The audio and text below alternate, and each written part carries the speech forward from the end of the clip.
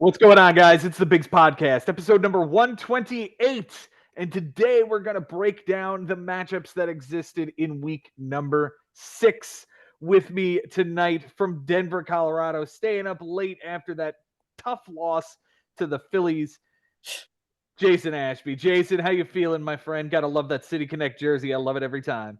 Yeah, I'm still gonna rock it, even if our boys are having a rough go of it. But help is on the way. Mark Vientos is coming up, so I'm excited to see what he can do. If I hope to give him a nice long run this time, and see what he can, see if he can inject some life into this team.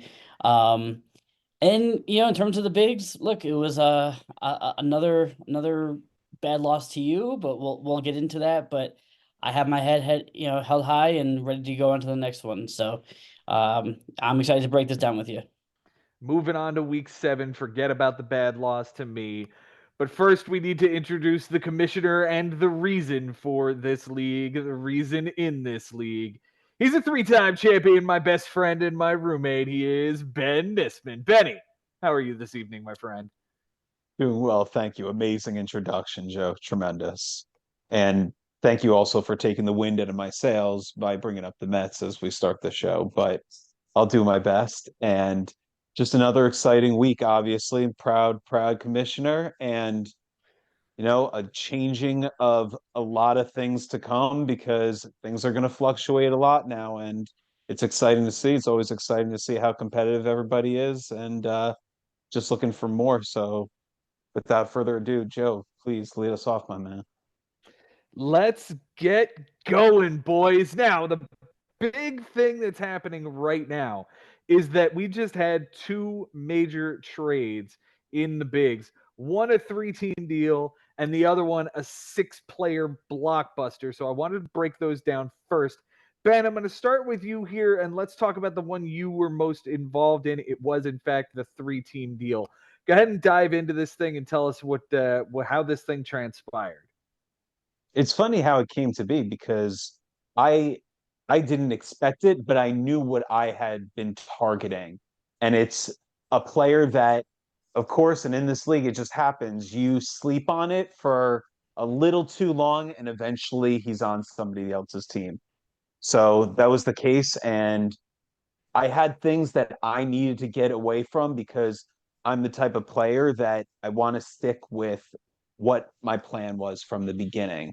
So anything that I've added along the way to me, I'd say is bonus. And if I can trade that to get something that I'm looking for, that was my goal. So I went to Henry. Well, actually, Henry went to me because he said that he was upset because someone was taken from him, just like someone was taken from me, and that was Dominguez. So I told him, you get Kershaw off Jay's team, and you can have Dominguez. He goes to Jay, and something that I didn't know until hours and hours after the trade happened is that Jay didn't know that Henry didn't even bring me up. Henry handled this like such a consummate professional. It was really, really impressive. And I can't remember a more professional trade happening to me ever in this league. It was really, really impressive what he did. He was taking care of it. And along the line, I tried to give him other things that I would be willing to trade. Just so you know, like, there's this player I'd be okay with moving. And that was Max Kepler. I gave him some stats of what he did this month, which is like a 444 and a 476 on base. So he's got a 14 game hitting streak, 7 doubles in the last 8 games. So I just want to let you know this is a piece. Maybe that sweetens the pot for somebody, you know? So it happened. And it's funny that it was Jay comes back and he tells me that he didn't even know that he was involved in a 3-team deal. And it's amazing. Like, that just happened. So I'm glad it worked out. And I'm glad that all parties involved are happy with what they got in it, even though it seemed like a little unusual how it was done. But it was done through text message. And I said, you like this guy, go get that guy. And it happened. The whole deal is as follows. Henry gets Max Kepler, Jason Dominguez, and Michael Kopech. Ben, you receive Clayton Kershaw and John Schreiber. And Jay Ferraro receives Randy Arozarena and Nathaniel Lowe. Jason, of those three packages I just mentioned, who do you like the most? Yeah, I mean, on paper, it's gotta like what Jay got back. Both of those guys homered today, which I find to be kind of interesting. Yeah, I tell you what, so I was in Michigan this weekend, and I flew back yesterday, and I get off the plane, and I see the trade between Henry and Jay, and went, what am I missing here? What happened? And then I'm standing outside the airport, and I'm seeing the rest of the trade go down with you and Henry, and I'm like I'm jet lagged, and I'm going, what the hell is going on? And finally I get home and see about the what actually went down. And it's something that if it works for you guys, then that's great. But on paper, I definitely right now like what Jay got back. Yeah, I tend to agree with you. I like Jay's package the best here. But that being said, when Kershaw comes back, we know what Kershaw is going to be. Yeah. And if you've got that guy in that rotation, Ben, it's going to be a nice little piece for you on the playoff push. So I understand trying to buy in on that guy when he was sniped out from underneath you by, of course, Jay Ferraro. But get what you need and get what you want to have on this squad. Jason Dominguez, he's not a piece that really strikes me as a Ben Nisman guy, but somebody's going to pay to come get him. And here's the deal. So congratulations on making this 3-team deal, buddy. It was a really nice piece for you. Thanks, man. I appreciate that. And also, it was kind of weird how the system would not let me just make the trade.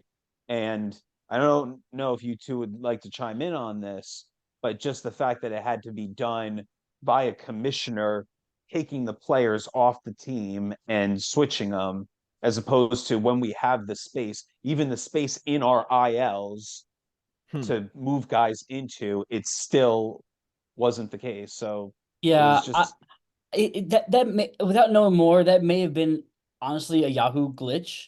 I'll be honest. In another league that I'm in, me and another guy tried to trade two guys in an NA spot, just one for one, NA for NA, and it wouldn't let me do it without dropping somebody, which didn't make any sense because they no should just be able sense. to go straight into the NA spot.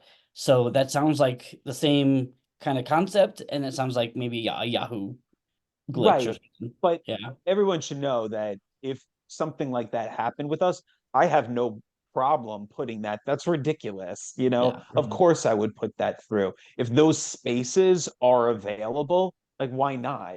So it was just Yeah. annoying that they keep making us drop players. And I was like, but if I do drop the player now, what if it still doesn't work?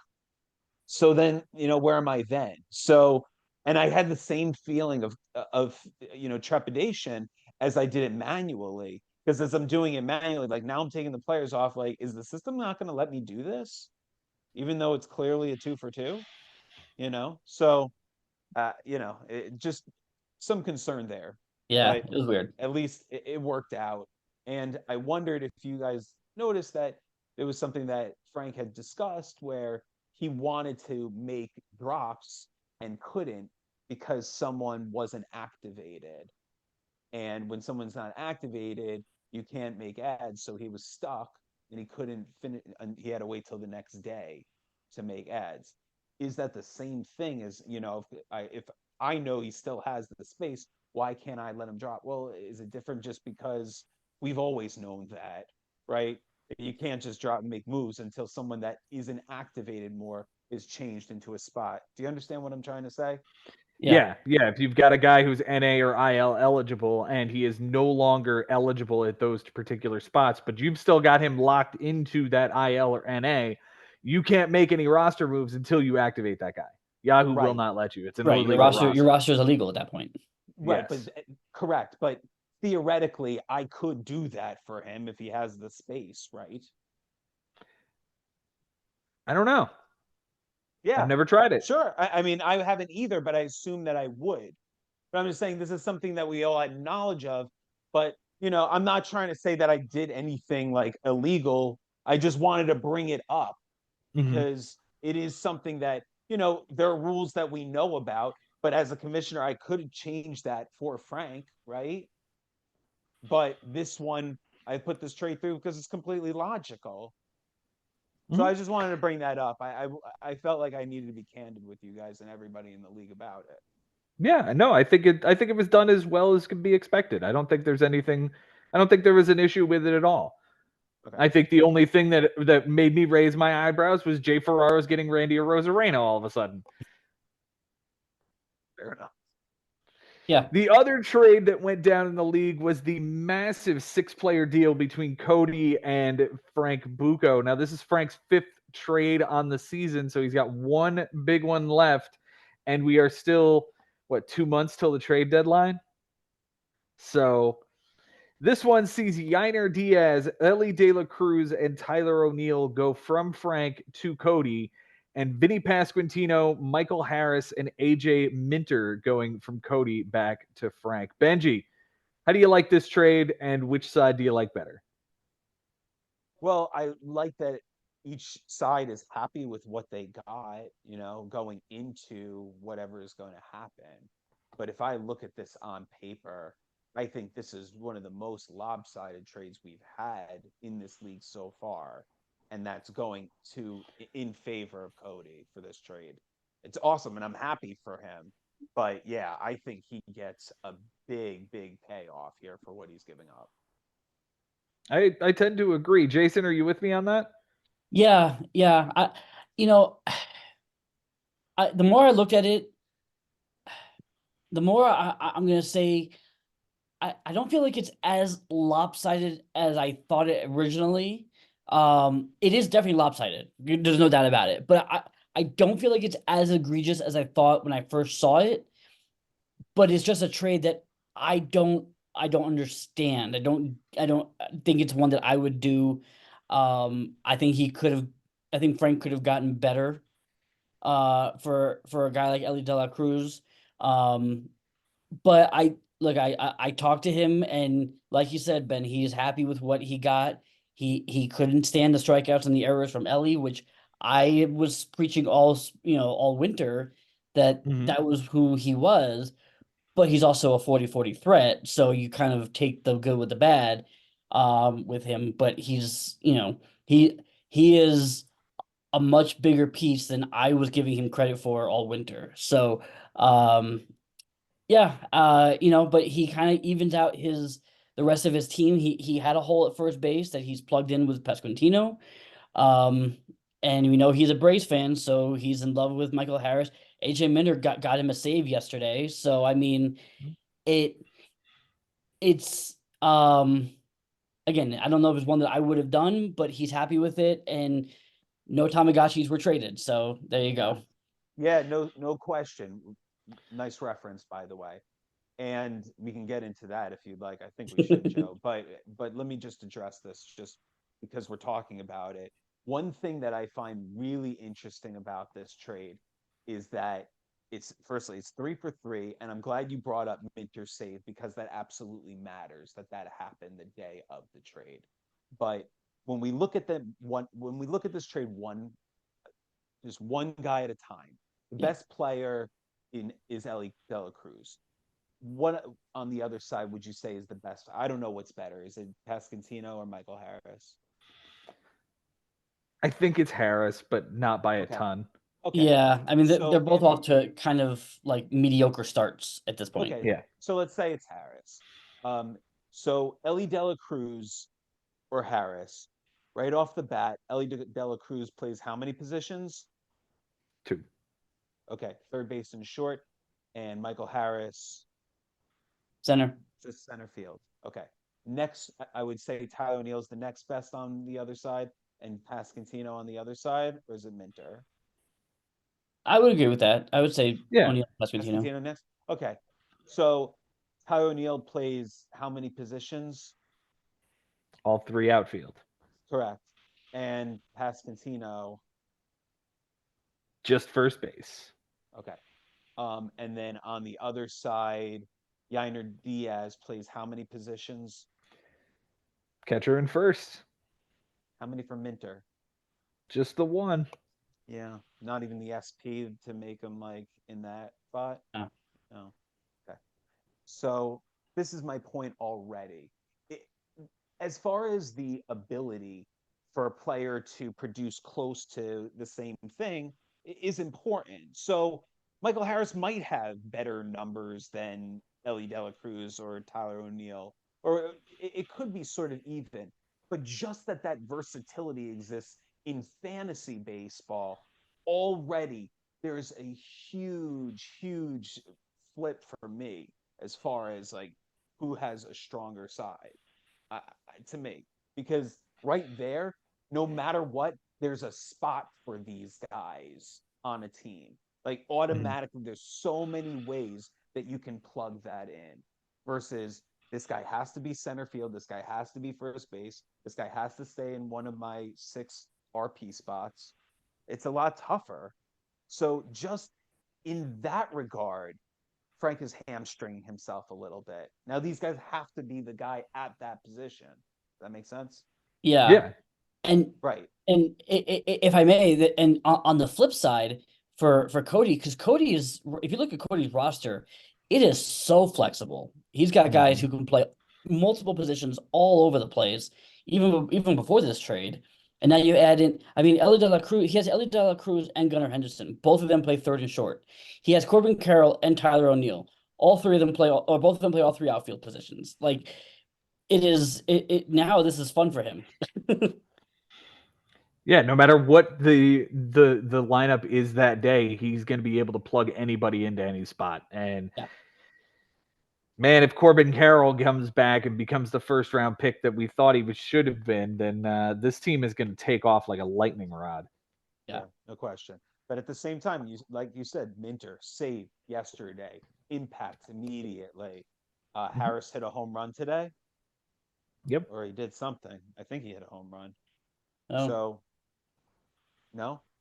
Yeah, he did. Yeah, he did. Okay. So, just, I want to keep in mind, like, it's not that these guys won't produce and help. I just believe because of the versatility, I already think it swings in his way. Now, the other thing about Ellie De La Cruz is that he steals bases. I realize he does error and he does strike out. These things might not make the difference. His amount of errors in a week might not make the difference. If you don't tie it or lose by 1, then you're okay. You know, what he does by stealing bases, he gets himself closer to scoring a run. So stolen bases are important. And the impact that he can do and have inside the park home runs, the dynamic of having that kind of youth and excitement and wanting to go for the extra base, these things very much matter, making him like a maybe. I mean, we all know that he's the best player in this deal, but he has that type of impact, and he has already had it this season. So, not to mention Tyler O'Neill. I love his story with his dad being a famous former bodybuilder and Mr. Canada. You know, and that's part of the intrigue of Tyler O'Neill for me. But he started off with 11 home runs, and I think this is just to me, it looks pretty obvious. I don't want to. I think George Springer drop for me was very surprising by Frank. I thought that this was a reaction to it. Sounds like it wasn't. Sounds like that this is just something he needed to revamp and put new guys in new positions, and this is his goal. But for the rookie player in our league, shocked and impressed with how he pulled this off. No doubt. No doubt. I think that'll put a bow on those deals, and let's dive right into week 6 now that we're a good, 20 minutes into the show. Jason, let's go ahead and start off with our matchup this week. I took down a 14-4 victory over you this week, sir. On Sunday, it was coming in 16-2, so you ended up taking doubles from me, you took homers from me, and you took RBIs from me to make it 14-4. Close categories, you win by the double, the homer, the RBI, and 3 strikeouts by a pitcher. I won by 6 runs, 2 strikeouts, a tick on the batting average, 18 ticks on the on-base percentage, a loss, and 3 relief appearances. We tied in triples, steals, and walks For me on my bench this week, Benjamin, it is a 4 for 17. Oh man, couldn't make it that easy, huh? Nope. 218. 235. Three runs. Yeah. 3 runs, 2 steals, a walk, and 4 strikeouts. The stolen bases is what matters here because we ended up tying that category, and I had 2 on the bench. Real sad. Real sad. I mean, one of them was like Jackson Churio, who didn't even start. So for my moves this week, I added Oswaldo Cabrera back onto the team for Brent Suter and dropped Joe Kelly. I added Gavin Stone for 7 innings and a win against Miami for Ryan Weathers. Added Michael Lorenzen for a bad start. Got TJ McFarland for a clean 2-inning relief appearance. And added Kyle Muller, who also had a 2-inning clean relief appearance. The only problem is Mark Kotze went to him for a 3rd inning, and he gave up 3 runs. Great job. Thanks so much. Dropped Josh Fleming and Alex Faedo for that guy. Added Elvis Peguero, who I had to wait 3 days for a loss. Thanks so much for that guy. Dropped TJ McFarland. I added Brandon Bielak, who was DFA'd by the Houston Astros. I added Josh Winkowski, who was sent down to AAA by the Boston Red Sox. And because I overslept on Sunday, he stayed on my team for 2 extra days. Nice. Dropped McFarland, Lorenzen, and Muller for those guys. Added Steven Kolek for Brandon Bielak on Saturday, who got me a clean relief appearance. I used 9 ads this week. My MVP this week is Bryce Harper. It's 348 with a 444 on base, 5 runs, a double, 2 homers, 8 RBIs, a steal, 4 walks, and 5 strikeouts. The least valuable hitter for me this week was Manny Machado, who had an 056 with a 105, an RBI, a steal, a walk, and 7 strikeouts. The Cy Young this week is Seth Lugo, who was absolutely fantastic. 14 2/3, a win, 2 bombs, a walk, 17 strikeouts, a 184, and an 075. Seth Lugo has been fantastic this year. Yeah, you telling me, and like just kick the shit out of me this week. I couldn't take it. Dude, Seth Lugo has been fantastic. He has a 166 ERA across 59 2/3 innings. He has 6 wins in his 9 starts. I mean, he's been really good. Obviously, hindsight's 20/20, but could you imagine if the Mets were like, no, we should give him a chance? I was saying it when he was, sort of doing that thing for us where he was stretching out into the starting pitcher role, and I was like, let's see what 160 innings of this guy is. Well, now we're kind of seeing what about 160 innings of this guy is, and it looks pretty damn good. For somebody else. Yeah, of course. Yeah. Of course. The Cy Yuck this week for me is, in fact, all of my SP eligible relievers. Josh Fleming was bad. Kyle Muller was bad. Alex Faedo was good, though. But yeah. Josh Fleming was so bad that he was DFA'd by Pittsburgh, of all teams. So there you go. Wow. DFA'd by Pittsburgh. That sucks. Benjamin for Jason on his bench. He goes 0 for 4. Okay. Well done, Jason. Yeah, really have much of a bench, huh? Exactly. Well, it helps when it helps when you're carrying a bunch of injured guys and you don't have much of a choice as to who to play. It works out in your favor that way. Yep. 0 for 4 with 3 strikeouts. It's a great job by you, my friend. Moves this week, you added Jose Bucco for a decent start in St. Louis, dropped Ryan Nelson. Added Ezekiel Duran, who went 0 for 2, dropping Byron Buxton. You added Quinn Priester for an okay start against the Angels. Dropped Jorge Alcala. Added Jake McCarthy 0 for 1 with a run and a walk, dropping Ezekiel Duran. And dropping Edward Cabrera. You added Andy Ibanez 1 for 5 with a run, a strikeout, and an error, dropping Priester. Added Mitchell Parker for a good start against Baltimore, dropping Bucco. You added Garrett Crochet. This was a ballsy one, my friend, because he had some awful starts leading up to this one. but 6 innings, a win, 11 strikeouts, nothing earned against Cleveland. Well done, sir. Well done on that one. Thank you, sir. Yeah, Cleveland without Stephen Kwan, that lineup, I feel like Cleveland is a decent streaming team. So took a shot. I knew the guy can make strikeouts happen, so that's what I went with. Yep. You added Chris Stratton for a clean relief appearance, dropped Nick Senzel, added Vidal Brujan for Luis Rengifo. I assume that's just going to be 1-for-1. Like that's the new Luis Rengifo is Vidal Brujan. Pretty much, yeah. I was holding on to Rengifo for as long as I possibly could while he's battling whatever illness, like the plague he has. And after like a week, they finally put him on the IL. I'm like, well, fuck it. I can't keep this guy in the roster, so I have to move on. Right. And finally, you added Frankie Montas for a bad start in San Francisco, dropping Chris Stratton. You used, in fact, all 10 ads. The MVP this week, I'm giving to Sal Perez because it felt like every time he was at the plate, he got a hit this week. 333 with a 385 on base, a run, 4 doubles, 3 RBIs, a walk, and 6 strikeouts. The least valuable hitter this week is James Outman. 077 with a 143, a run, a bomb, 2 RBIs, a walk, and 4 strikeouts. The Cy Young this week, of course, is Garrett Crochet, who we talked about with the 11 strikeouts. The Cy Young is George Kirby, dude. 5 innings, a loss, 3 bombs, a walk, 4 strikeouts, a 720, and a 1. He's not been great, has he? He's been great, actually. So he was really bad before I traded for him, and this start was the worst one he's had since I got him, and he was really good yesterday. So I'm okay with him. Okay. Yeah, Yuki Matsui was Yuki. But no, Kirby's fine. I watched that game and like he was looking okay. I honestly thought that Scott Service was going to pull him after 4.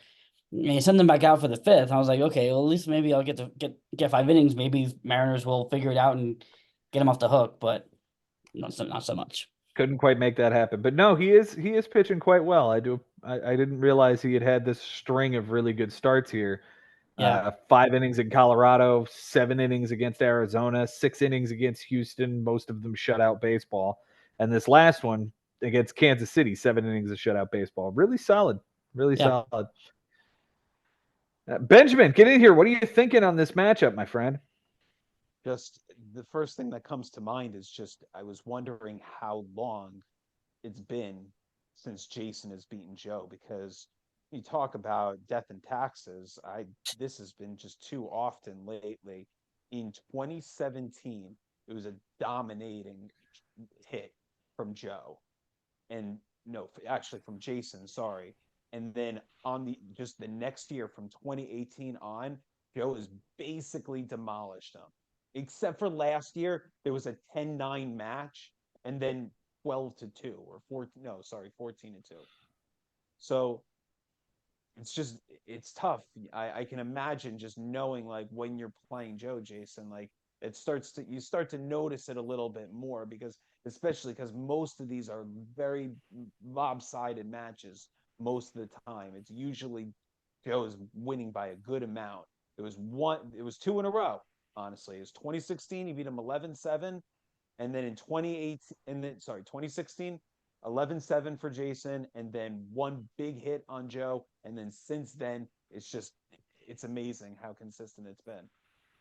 Yeah, I said this to Joe, like no matter who is on my roster, no matter what year it is, as soon as they see Joe on the schedule, they turn into the London Silly Nannies playing the Patriots and run for their lives and go, nope, we're out of here. We're gonna wilt and just lay down. And it's like you said, it's come to be a force of nature at this point. It's life in Texas. So do you know how many times that is in a row, though? Yeah, it's a lot. It's a lot. It is quite a few. Hopefully, Jason, you get me the next time we face off, which will be week 21, right before the end of the season. So hopefully we're playing for a playoff spot at that point. Yeah, I think it's interesting that you get another shot at this, Jason. We'll see. We'll see what we look like in September. Yep. Sounds good. Let's move on to the next matchup which is going to be Jimmy Dunlap taking down an 11-8 win over Jay Ferraro. And if you haven't seen what Jimmy Dunlap did for an ERA this week, you should probably go check it out because this man put up an 0.59 ERA over 46 innings. Absolutely disgusting. And as I quote Jay Ferraro, quote, "We see you, Jimmy. We see you with that ridiculous ERA. Good job. Good job." On Sunday, it was 9-8 going in. It's 11-8 coming out. The triples were tied, and Jay Ferraro took that one. The RBIs, Jay Ferraro had a 1 RBI lead, and Jimmy took that. Strikeouts by a batter were, in fact, tied, and that was taken down by Jimmy Dunlap by 1. So, like I said, it ends up 11-8. Close categories. Jimmy wins by 2 RBIs, a strikeout, 2 wins, and a loss. Jay wins by the triple, the stolen base, and 3 relief appearances, and they tied in home runs and saves. For Jimmy, on his bench this week, Benjamin, he goes 8 for 37.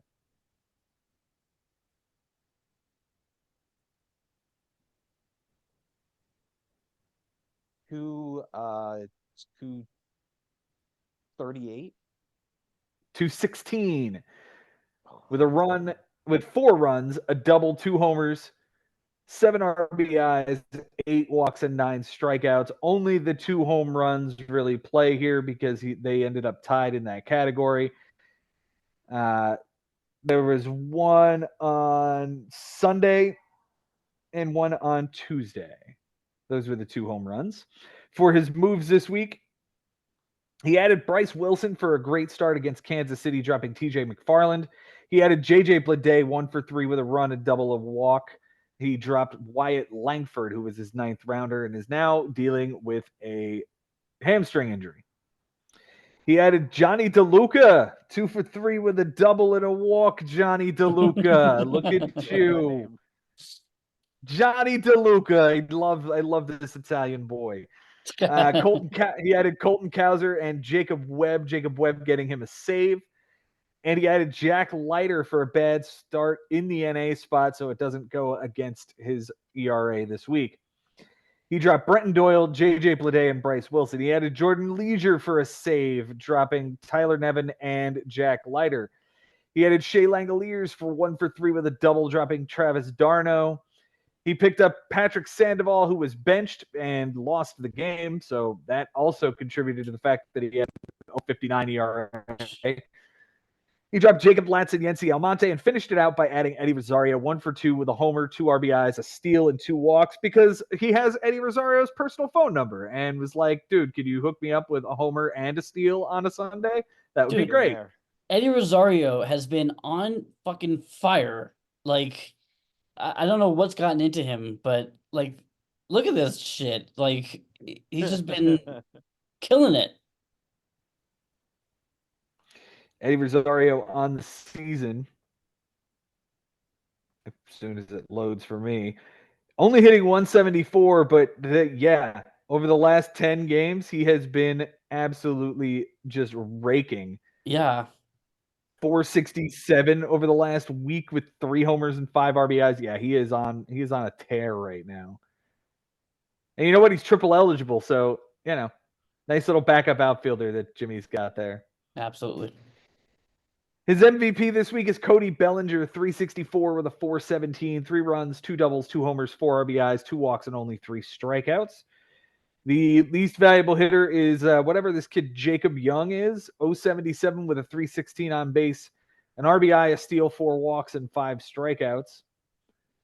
The Cy Young is everyone, and the Cy Yuck is no one. He had an 0.59 ERA. Come on now. We're not I think only one guy gave up runs on his 2 guys gave up runs on his entire squad, and the highest ERA is a 2.84. Get out of here. Get out of here. He still won the game, so yep. Over to Jay Ferraro's side, Benjamin. He goes 1 for 5. Okay. I get a simple one. Good. I'm glad it's 200. It is 200 with a run, a homer, and 3 RBIs.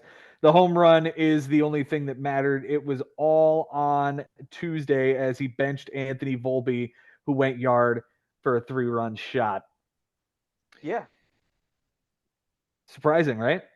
Well, sure. I mean, it's funny how Jimmy's having such a difficult time with Gleyber Torres, right?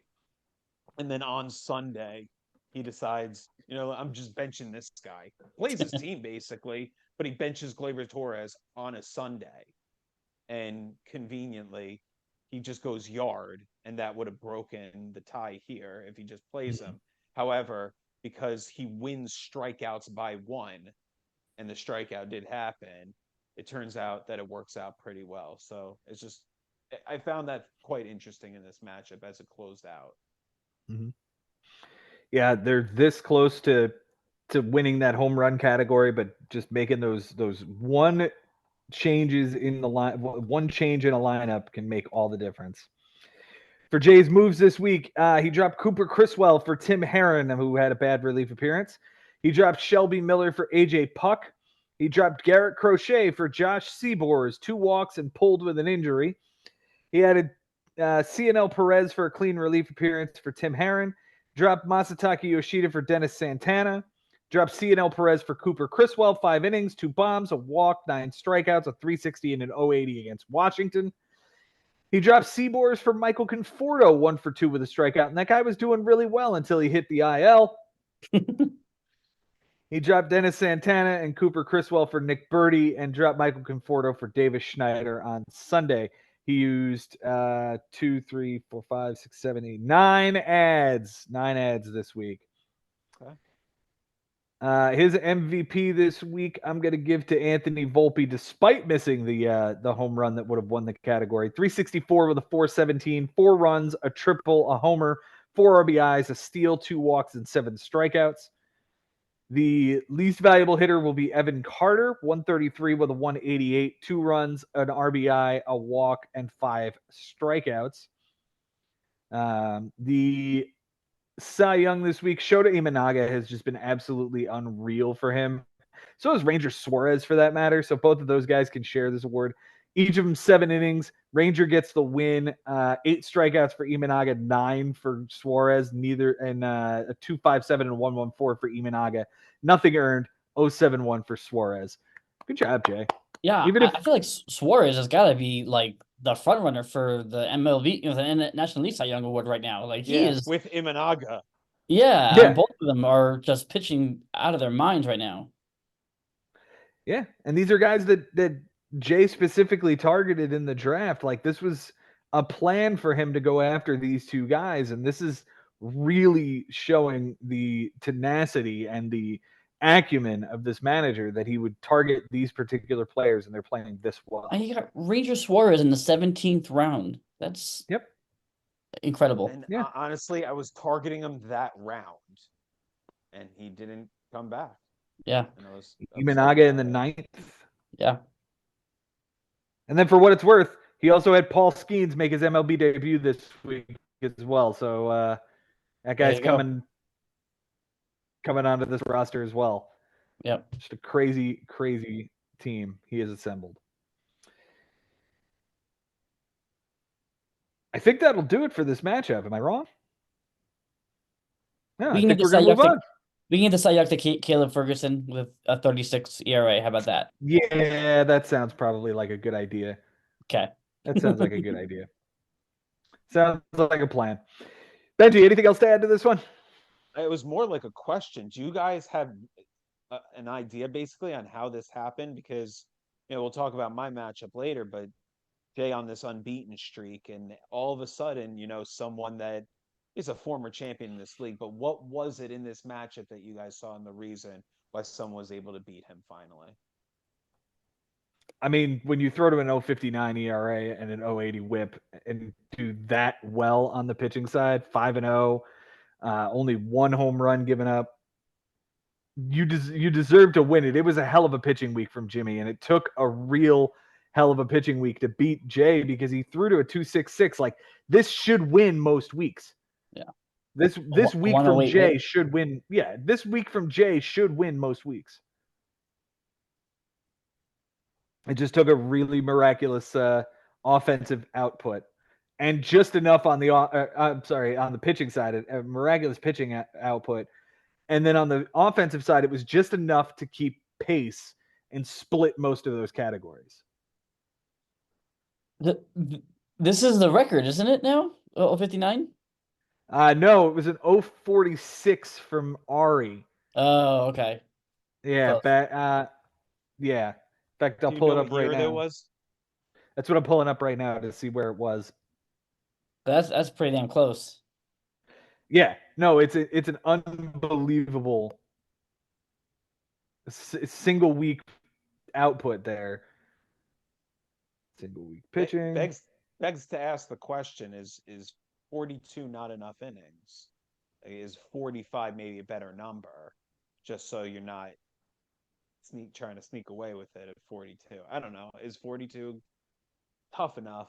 Because we're seeing now a lot of good ERAs across the board and ways to get to the 42. Just look at my matchup now. My opponent is 20 innings, and I think he's given up 2 earned runs.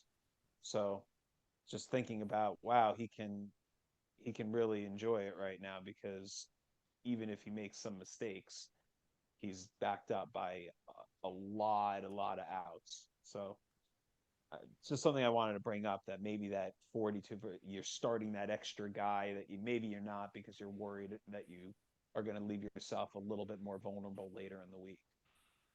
Yeah, it's definitely something to think about going into next year. So for the record book, the all-time record is an 046 across 13 innings done by Jay Ferraro in 2008. Okay. And then we've got a 52 inning performance of an 069 ERA by Brian Greenspan in 2006. So if we're not counting that 13 inning performance, yes, this is in fact the record at 46. What is it? 46 innings? Yeah. 46 exactly. 46 innings with an 059. That's the record. Yeah. Well done, Jimmy. That's amazing. Good job, Jimmy. All right, let's move on to the next matchup here. We're going to talk about Cody versus Adam Lowenstein here, and we've got ourselves a real fun 9-8 finish here. Don't see those too often, but we see it here this week. It was 11-9 going in. It becomes 9-8 coming out, because on Sunday, Cody had a doubles lead and getting tied. He had a stolen base lead, and that ends up getting tied. Adam had a 1 walk advantage, and that ends up getting tied. Cody had 8 ticks on the batting average, and Adam blew that out of the water. Wins were tied, and Cody took all of those. Adam had a 2-loss advantage, and Cody took 2 losses. Or no, Adam took 2 losses. Adam took 2 losses in order to tie that category. So, coming out, it's 11. What did I say? 9-8. Close categories. Cody wins by 2 runs, 2 triples, 2 homers, and 2 home runs given up by a pitcher. Adam wins by an error, 2 saves, and 2 ticks on the whip. They tied in doubles, steals, walks, and losses. For Cody on his bench this week, Benjamin, it is a 10 for 25. Oh, nice. 450. It's a 400 with 6 runs, 2 doubles, 2 homers, 7 RBIs, 2 walks, and 5 strikeouts. So the fact that he lost batting average by as little as he did, lost on base percentage by as little as he did, the 10 hits might be playing here. The doubles definitely play that tied, and the walks definitely play because that tied as well. His moves this week: Ahmed Rosario 1 for 5 with a run, a triple, a strikeout, and an error for Tyler Black. Trevor Larnach gets added over 4 for Griffin Canning. Luis Heel for a good start versus Houston, dropping Ryan Feltner. And Tyler Saucedo, a third of an inning, 27 and a 6 who leaves with a hyperextended knee covering first base and was like rolling on the ground and an extra run scored. It really sucks that like he got charged with this extra run being injured. He dropped Paul Blackburn. He added Greg Weissert for Saucedo. He added Seth Martinez for Justin Slayton. He added Paul Blackburn for a terrible start against Seattle for Reed Detmers. Added Jock Peterson for Ahmed Rosario. Added Joe Adell 1 for 4 with a 3-run homer for Paul Blackburn. And finished the week by adding Wyatt Langford for Seth Martinez. Langford on the IL. 1, 2, 3, 4, 5, 6, 7, 8, 9, 10. All 10 this week for Cody.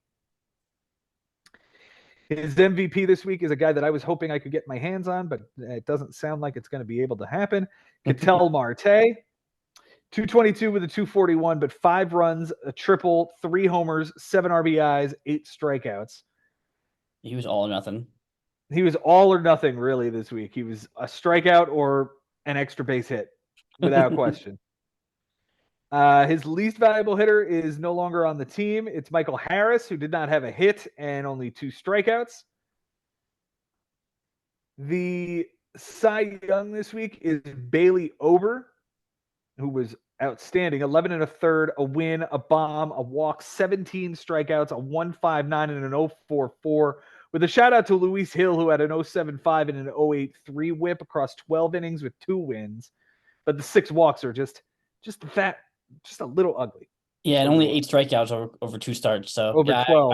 I agree with this. Okay. And finally, the Cy Yuck is Paul Blackburn, 15.75 ERA over 4 innings. Yucks. And a trip to the IL. Yeah. Yep. For Adam this week, Benjamin, he goes 8 for 23. Hey, so firstly, I should say that I'm pretty upset with myself on the 10 for 25. It's simplified. Just divide on by 5, both sides. 2 for 5. Hello, 400. Anyway, 8 for 23. Let's see how I can embarrass myself this time. 322.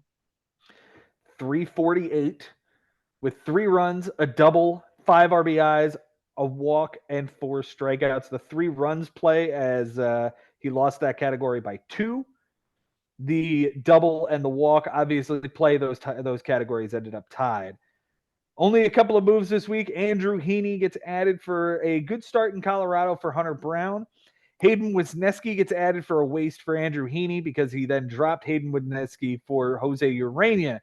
6 2/3, a loss, a homer, a walk, 3 strikeouts, a 270, and a 105 in Colorado. He went back-to-back days of starts in Colorado and got away with it with a 360 and a 270. Just absolutely insane.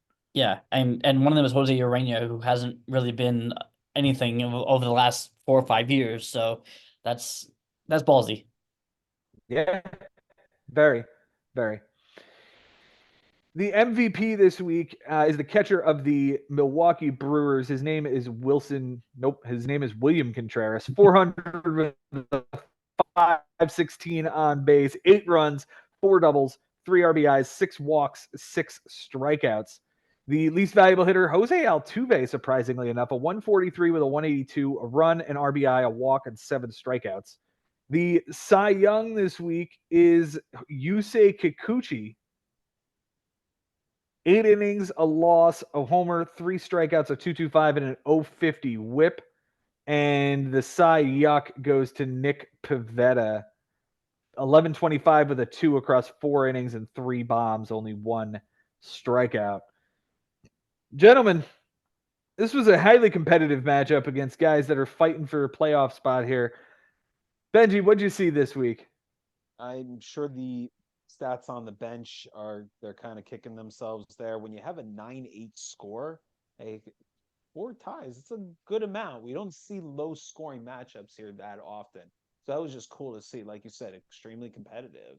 And that's what I enjoyed seeing about it. And I appreciated it. Though Adam has had a couple of tough losses already, to myself, he gave Ari his first win. Like, this is another one, but he's keeping it close here. He's an extremely good manager, only 7 games under 500. So I'm not concerned about him yet because he's a smart player. it's funny, these guys, they did have a trade with each other, and now those guys are playing against each other. Had a huge impact, but still very, very competitive, very excited. And I'm looking forward to seeing them next time around. I'm sure their teams are going to look very different. Absolutely. Jason, any last thoughts here?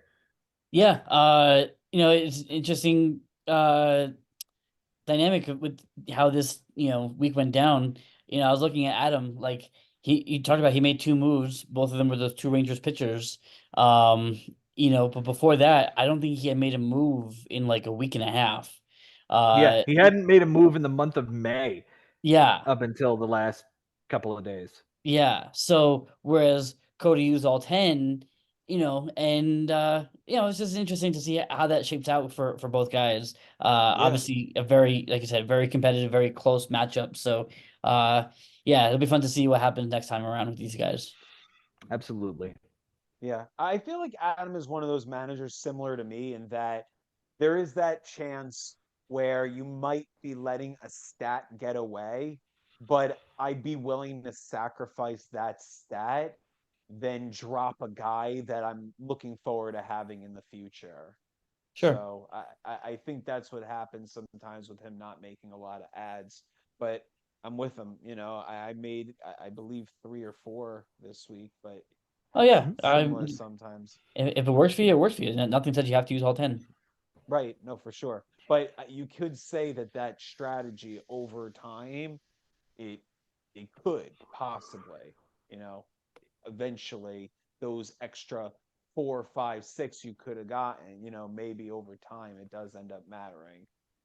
Obviously, everything changes once the season continues to go, but it's possible that more aggressive play from somebody else could be possibly it might be beneficial to do it that way. But yeah, it could work either way because you never know what that guy that you're holding on to is going to bring you ultimately. That's an interesting concept here. If we take this a little bit further back out from a macro level, are we enjoying the 10 moves this year, or is it something where we're missing those two extra moves, Jason? Um, I don't know that I've really noticed a major difference. I mean, You obviously it noticed in week definitely, one. I know you noticed it in week one. You yeah. mentioned that. Well, yes, week one definitely, but using the standard weeks, it hasn't been as big of a detriment. I mean, yes, the it's noticeable that we don't have two extra ads, but like Hmm. you make it work. You make it work. Look, I'm in a league where the limit is 6, and that is a struggle. Let me tell you. So compared to that, 10 is a breeze. Hmm. I have How do you noticed that feel? I You've I noticed feel it? like I have over the shortened weeks Hmm. here, and it's pretty nice. It's definitely something where, like this week, I'm already up to 5 this week because I had to retool my offense, and I can't dedicate moves to elsewhere because of that. So I just have to go with what I've got. It's nice. It's a nice. I think we're flying as close to the sun as humanly possible now, Benji. Thank you. I haven't noticed it. I obviously did notice it in week one as well in the long weeks, Mhm. and we'll see how important it becomes. Weather's my biggest concern down the stretch. If those kinds of things happen and cancellations have to happen down the stretch in week 20 to week 25, that's my biggest concern. Otherwise, I think it should work, especially because less people are playing for something at that point. So Mhm. there's not as many people going for stuff. But you're right. As close to the sun, I think it's definitely made it so players like Jimmy said it hurts the better players. That's what he said. And not he wasn't taking a shot at it. It's just something that he noticed. I see what he's trying to say that because more aggressive play could reward you more because you're going to go and get a relief appearance if it's close on Sunday. You're going to go get innings or strikeouts. You're going to try to dodge out of strikeouts by a batter, like certain things that you're gonna, go and get and make ads in accordance to it. So I think that what it does is, like you said, sorry, Joe. What it does is it makes it so you have to accept the ads that you've made and stick with it for a little bit and choose to wait. And then as a result, you won't be able to set up for next week. So even if you're going to make those plays down the stretch in the weekend series, Sunday, whatever, to go for it, then next week becomes more of a challenge. So I like that about it, because either you're going to be able to set up for Monday, and then Monday, you're not really going to have to use a lot of your 10 ads, or you have to work hard on Monday, and then it becomes a different game. So there's a lot of different ways to play it now, and I love it right now. I love it. The only other thing I'll add is, and I don't know if it's because of the drop in 10 to 10 ads, but I find myself, and I think the league too, staying or waking up at 1 o'clock in the morning for me, a lot more than I ever did before, and it's because ads are at a much more premium. So you want to make sure you're getting the guy that you want, as opposed to, oh, if I miss out on him, well, okay, I still have more ads to burn. But like, yeah, I feel like there's a causality there somewhere. Very interesting. Yeah, no doubt. Let's move on to the final matchup of this show, and we will put a bow on this one. It is, in fact, Mike Haber taking down a 14-4 win over Frank Bucco. It was 15-4 going in, 14-4 coming out as doubles. Mike had a 1 doubles lead, and Frank tied that category to mitigate that much. So 14-4 is the final. Frank wins by 1 win. Mike Haber wins by 3 runs and 3 walks. And they tied in doubles, triples, and losses. For Mike on his bench this week, Benjamin, it is a 7 for 24. Killing me, man. Yeah. 312. 292. 5 runs, a double, 2 homers, 6 RBIs, a walk, and a strikeout. Just 1 strikeout on the week in the matchup, but did bench a double, which would have won him that category. His moves this week: 2, 3, 4, 5, 6, 7, 8 on the week. He adds Martin Perez for a bad start against the Angels, dropping CNL Perez. He drops Eduardo Rodriguez, sad face, for Lane Thomas, who was on the IL. He drops Christian Encarnacion Strand, who's on the IL, for Trevor Williams. Drops Martin Perez for Hunter Strickland, who did not appear. Hunter Strickland for Tim Herron. Drops Max Meyer for Kobe Mayo, both on the NA. He drops Ben Lively for Jose Miranda and Brandon Marsh for JJ Bleday. His MVP this week is Brent Rooker. What? 375 with a 464, 6 runs, 2 doubles, a homer, 5 RBIs, a steal, 4 walks, and 6 strikeouts, with a shout out to Aaron Judge, Marcelo Zuna, Nick Castellanos, and Jonah Heim, all with big weeks this week. Insane. 35 RBIs, a 280 batting average, a 365 on base, and 32 runs scored. He was going to crush a lot of people this week. For sure. Yeah. And that's one thing I think Frank can hold his head on. Like, these are just tough numbers to beat across the board. I'd say, 260 is a nice average to have, and it'll compete. But 280 average, it is on most weeks, like, gonna win.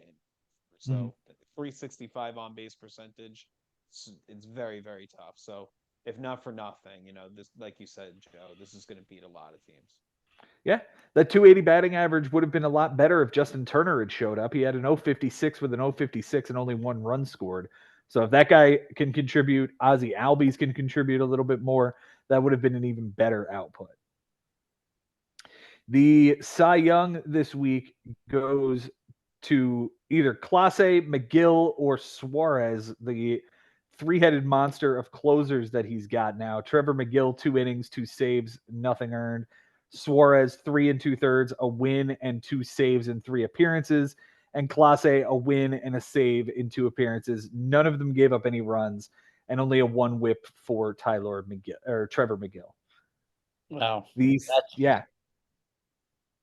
Cy Young goes to Lucas Urseg, who was not great either. He's the only reliever who gave up runs. took a loss, a bomb, 2 walks, a 13-50, and a 2 across 2 relief appearances. Hey. Mike just put up a strong week like Mike Haber does. I mean, even on the pitching side, a 320 and a 113. It's another good week.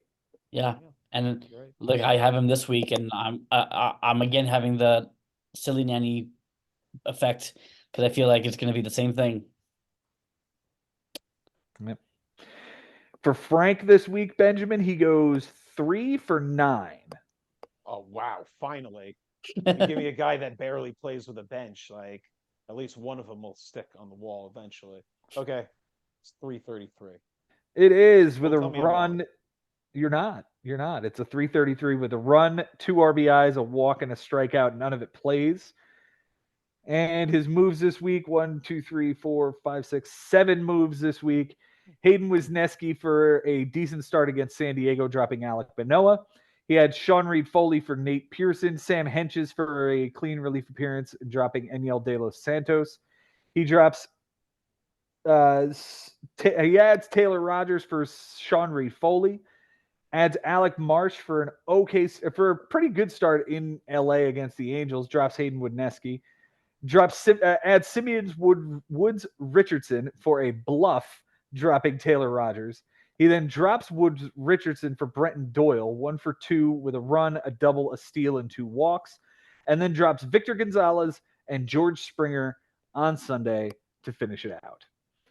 His MVP this week is Ellie De La Cruz, no longer on the team. 217 with a 308, 4 runs, a bomb, 2 RBIs, 6 steals, 2 walks, 6 strikeouts, and 3 errors. The 3 errors obviously loses him in the category. He lost it by 2. But the steals absolutely just blow Mike out of the water. He had 11 this week, and 6 of them came from Ellie De La Cruz. His least valuable hitter is also no longer on the team. That's Tyler O'Neill, 125 with a 222, a run, 2 doubles, 2 walks, 9 strikeouts. His Cy Young this week is Charlie Morton. 129 and an 057 over 7 innings with a win, a homer, a walk, and 7 strikeouts. And the Cy Yuck is Jose Barrios with his 1964 Richard Nixon administration type ERA over 3 2/3. Gross. Benjamin, the big trade comes, and a lot of the pieces that we're seeing here are coming is as players of the week or least valuable players of the week. Do you think that this is this big trade is reactionary to this loss by Frank? In some way it is, because I feel like if the result is different, maybe he is apprehensive about striking a deal as quickly as he did. It's week 6. It's certainly not week 10 or week 12. And if it is reactionary, I really hope it's not to a large degree, because it's so in striking distance this season. Being 13 under 500 after 6 weeks is nothing. Right. With every lopsided score you continuously see in this league, and then there are some weeks where everyone plays it kind of close, but there's generally at least a couple that happen, or maybe there's several. But in general, you have got to, in my opinion, in our league, stay even keel through a season, because it is never how you start. It has always been how you finish. And we've seen great runs towards the end of our season in the 20s, in the teens. And we don't really remember the things that were happening after week 6. So I really hope these trades work out to him to some degree, but I also I know that this is certainly just something that if things did play out and he kept the same team, that I know that this team would have gone on a run. I have no idea now, because it's a totally different look. But I could have imagined the team especially the team that he drafted, it looks nothing like this anymore. You're right. And it's another season of the team that Frank drafted is not the team that Frank fields by season's end. And here we are into week 7, and this team is completely different than what he started with. Jason, get in here. How are you feeling about what Frank's done again this year? Yeah, and I caution what I say because I also, have made a lot of trades, but I I like to think that my trades are a little bit less reactionary to be a loss than I feel like this one was. He lost two in a row. He lost to me and then to Mike, and I feel like I feel like he needed to shake. He felt like he needed to shake things up. It's May. It was May 13th. Like it's like you said. It's not. We're not in July. Like it's not. I don't think it's time to press the panic button yet. And here he is trading his third round pick for good players, but not the haul that you should be getting for your third round pick. Yeah, Yeah, well it's two said. straight bad losses here. 13-5 to you, 14-4 to Mike, and now he gets Brian Lebo on what we're hoping is Brian Lebo's first win of the season, at least for his sake. Right, for sure. And this, we knew when we went into this season, we looked at this schedule and we saw, okay, Costas, and then Bobby, Josh, Joe, Jason, Mike, then Brian, and then Henry, then myself. Like it seemed like there was a lot of tough ones for him right off the get go. So I always in my mind thought like this out of a lot of the schedules that I'm seeing, that beginning is pretty darn tough. So it might not matter later if you're sticking with the process because like these are losses that could have happened anyway. I always say like there are certain guys in our league that if I take a loss them, those are on the schedule, the losses that I should be taking. Like those are the tougher ones. It's the guys that are typically in the bottom of our league that you think going into it you have some kind of advantage. Do you understand what I'm saying, guys? Mm-hmm. Yeah, Yeah. there's guys on your schedule that you take a look at and go, okay, I've beaten them in the past. I should be able to beat them again this year. And then there are the teams that are going to win more weeks than not and be the juggernauts in this league that you just have to mitigate anything and not take a beating from. Yeah. That was me. I went in knowing that I was probably going to lose to Joe. But like that's why okay, it happened, I move on, and there's still, 15 weeks left or whatever. So like Yeah. it's not going to be the end of the world. No. Let's get to our managers of the week, gentlemen. Let's start with our number 3 managers of the week. Jason, I'll start with you. Who's your number 3? I just mentioned his name. I'm gonna give it to you, sir, because I watched you kick the shit out of me once again. And I felt like a lot of things were close for most of the week. I tried my best to claw back, but you just kept kicking my face down. So, good job on you. Well, thank you, sir. I appreciate it. Benjamin, who do you got at number 3? I'm going to have to agree with my co-host here, Joe. I'll say it 7 in a row for Joe right now over Jason. We'll get the bit in 15 weeks from now. We're going to put them all together, all the scores and all the stats. We're going to see, we're going to highlight that matchup because that's a monkey to get off your back now. And listen, it was still great to see. You see the competition from coming from Jason, and no matter what, it still doesn't matter. A plus 10, it's nothing in week 6. At this point, you move on and you're gonna have another good run in you, Jason. But Joe, great job here. Tremendous. I'm going to give my number 3 to the other guy who got 10 wins this week. It's going to go to Mike Haber with a big win over Frank Bucco. Number 2, Jason, who's number 2 for you? The guy you just mentioned. I mean, look, you could say that the week that Mike put on Frank was the catalyst for this trade we just talked about, and it was a beatdown. It was the offense was just like murder's row. So yeah, I have to tip my hat to Mike Haber for, like you said, the other 10 stat wins. So good job, Mike. Good job, Mike Haber. Ben Nisman, who's your number 2? Got to agree with my co-host here. It's Mike Haber for number 2. He's like a silent assassin. You just don't know it's coming. The way he does it, it doesn't always make the 10 ads. It's so productive and there's brilliance in being able to stick with a plan. That's what he does every time and fall into these wins. There's no doubt we're going to be continuing to see him at the top of the standings. He never really fell down there, and he's just going to stay at the top like usual.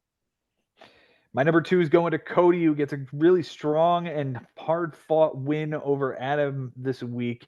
A lot of close categories, a lot of ties in this 9-8 matchup. So I do want to give a tip of the cap to the guy who pulled the big trade right after this week ended. So tip of the cap to Cody.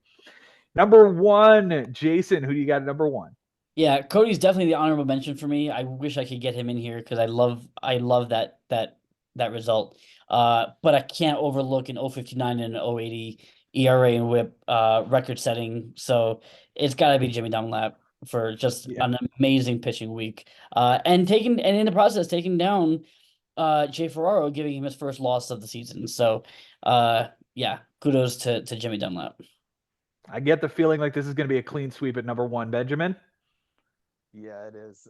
How can you overlook it? It's amazing what he did. And the fact that he was doing it, by the way, while dealing with pain, having to go to the hospital during the weekend, and it was a challenge for him to stay on top of it. This guy is amazing, and he's doing well, just letting you know, but he's really, really incredible the way he's able to manage under any kind of circumstances. Doing it against Jay Ferraro, amazing. Just amazing. Absolutely. Absolutely incredible. 0.59 sets the record for the league of the low ERA for a week. Way to go, Jimmy. Strong work and strong work getting yourself right back into the fight. 3 games over 500 with 15 weeks to play.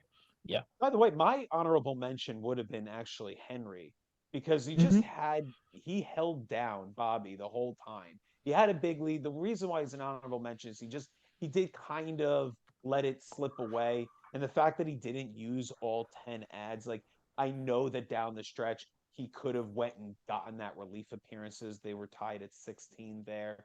Maybe falls into other categories by getting a little bit more aggressive in the pitching side. But I really, really just enjoyed watching Henry play throughout this week as well.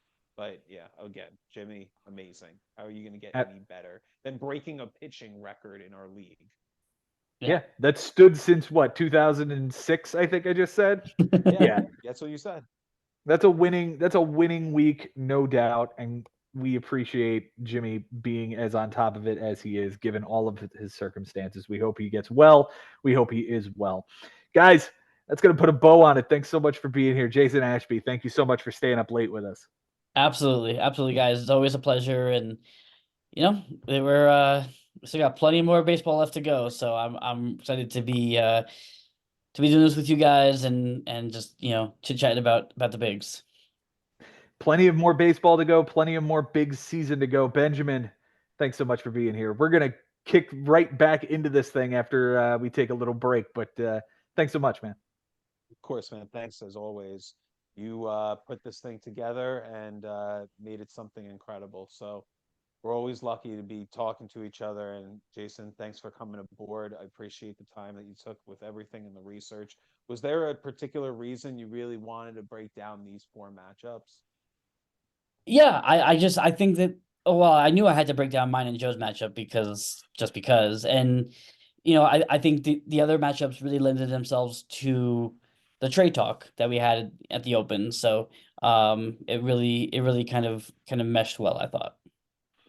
We'll be back with more here this evening as Ben and I finish up the final 4 matchups, including Ben's own matchup against Costas later on. But until then, guys, thank you so much for being here. Thank you for making the league what it is. We would have nothing without you guys. Until next time, guys, it's been real. It's been fun. And it is always real fun in the bigs. We'll see you next time.